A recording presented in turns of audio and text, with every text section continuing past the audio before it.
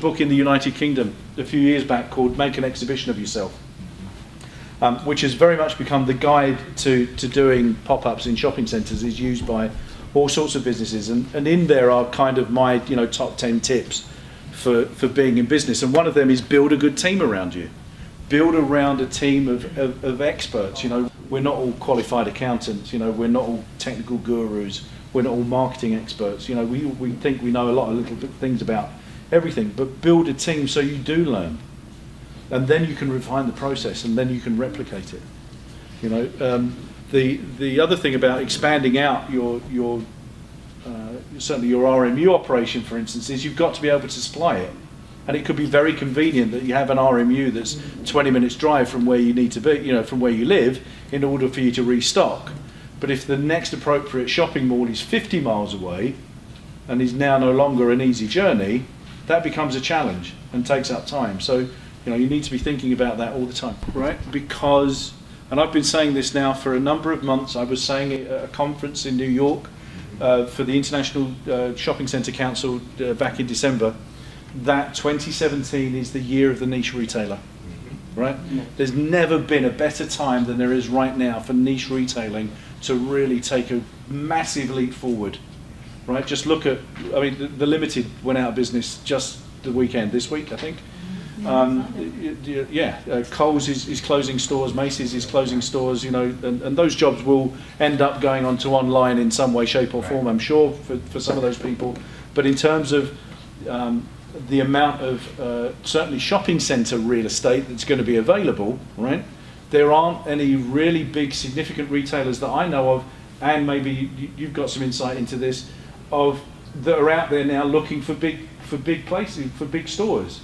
If anything, and we talked about food courts at the conference, that food courts are also kind of dying a death in shopping centres because the quality isn't there and so on. So we're advocating the year of the niche retailer, that for food courts maybe think about splitting those up and turning them into niche retailing units where you can build in almost like a community shopping area, and if that and bring in people that are part of the community or local or so on. We're working with Etsy and Shopify to bring some of those online guys in niche retailing out into pop-ups as well. And that's one of our big projects for 2017 as well. So there's never been a better time, in my opinion, for pop-ups now to really come to the forefront of retailing and put back. When I grew up in London in the 60s and 70s, our high street was full of different people doing different things, right? And I think everything's circular, isn't it? And I think the time's come back now for that to be reinvigorated into our high streets and shopping centres. I really do.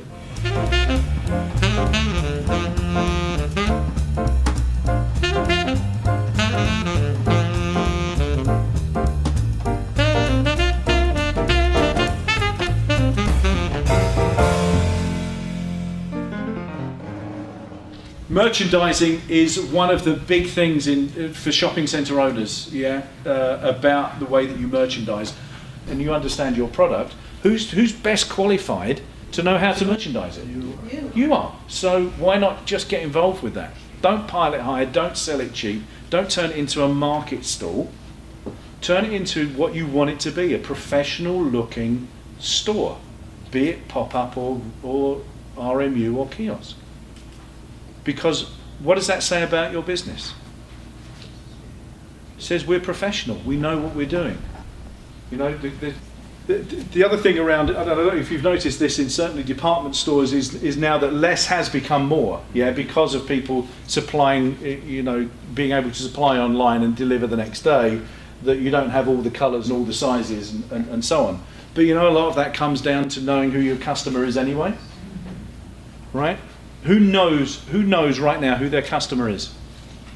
Who could define them? Age, demographic, spend, buying pattern. Great. If you can't, you should be. You need to define who they are, because if you don't know who they are, how do you know who you're selling to? So make sure you understand who your customer is. and as far as merchandising is concerned and signage, make sure, as I said, that you've got contact details in there, so your stand is working for you even if you're not there. A point on that as well is the importance of building relationships with the people in the shopping mall as well, right? With your neighbours in kiosks, or doesn't apply so much inline because you could effectively walk away and put a sign on the door and turn the key in the door. But building up a relationship with the cleaning staff and the security staff and the management team. Because if you do need to go to the bathroom, or you do need to go and get lunch, or you do need to step outside for a cigarette, and if you're smoking you shouldn't because it's bad for your health, you've got people that you can rely on. Yeah. So building those relationships with those people is really important. From a shopping centre management point of view, they love to see people opening on time, and will give you so much more support if they think that you're giving it 100%. If you're having a half-hearted attempt at it, then they're going to put some work in because they want you to be successful. But if you're not going to give it back, then really you're going to fail, and you'll have wasted time and money, and nobody likes to do that.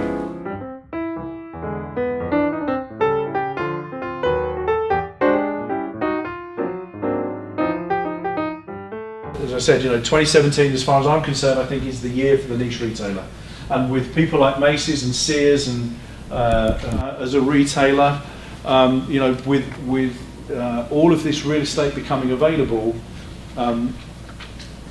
landlords, managing agents, owners of shopping centres will be far more predisposed to trying to do some kind of deal about pop-up retailing. From the conference in New York back in December, it was interesting that how many people were kind of switching on to this idea, although it's been around for a long time. But I do believe that if you've got a niche product, now is your time.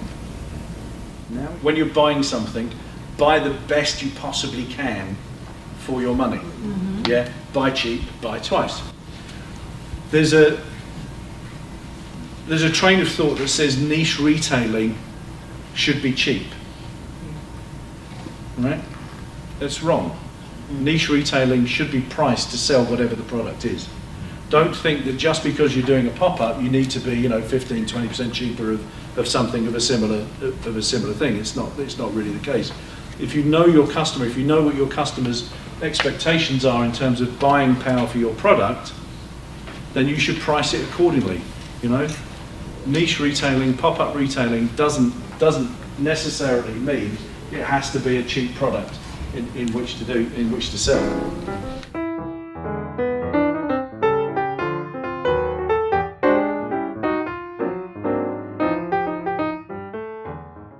Final step in our 7 secrets to success, and this applies to any business, is about planning. 90-day plans, 90-day marketing, 90-day budgets. Even down to weeks.